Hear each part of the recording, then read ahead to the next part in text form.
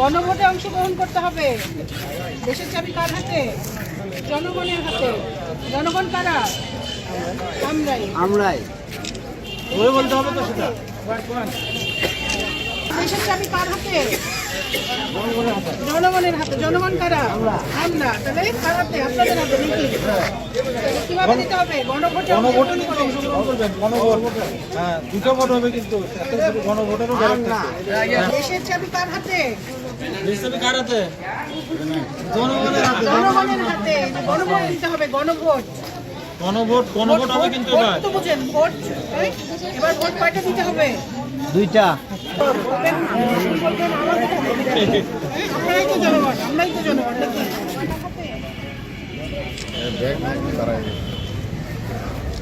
আগামী 12ই ফেব্রুয়ারি ভোট অনুষ্ঠিত হতে যাচ্ছে। এইবার ভোট হচ্ছে 2 প্রকারের, তাই না? কি কি বলেন তো? একটা হচ্ছে সংসদ আসনের জন্য, আর একটা হচ্ছে গণভোট, তাই তো?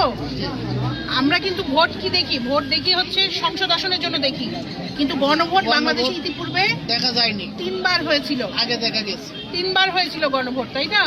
কিন্তু আমরা যারা নতুন আছি তাদের জন্য কিন্তু এইবারই আমরা প্রথম গণভোট দেখছি। এখন গণভোটটা কি আপনারা কি কেউ বলতে পারেন? গণভোটটা কি একজন বলবেন? হ্যাঁ, চিনেন না? আচ্ছা, গণভোটটা হচ্ছে জুলাই সনদে যে বিষয়গুলির উপর ঐক্যমত্য হয়েছে সেই ঐক্যমত্যের উপরে 4টি প্রশ্ন এখানে বলা আছে। হ্যাঁ, কয়টি প্রশ্ন? 4টি। যেমন তত্ত্বাবধায়ক সরকার, তারপরে সরকারি কর্ম কমিশন, তারপরে নির্বাচন কমিশন, তারপরে ডেপুটি স্পিকার। এই বিষয়গুলিতে সরকারি দল এবং বিরোধী দল উভয় দলে একত্রে কাজ করে। ঠিক আছে? আরেকটি প্রশ্ন যেটা, সংসদে নারীর আসন বৃদ্ধি করতে হবে।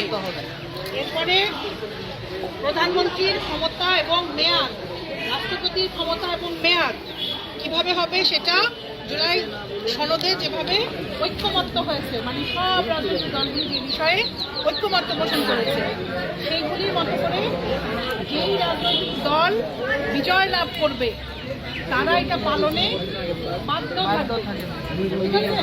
এগুলো হচ্ছে 4টি প্রশ্ন। প্রশ্নগুলো বোঝা গেছে? হ্যাঁ।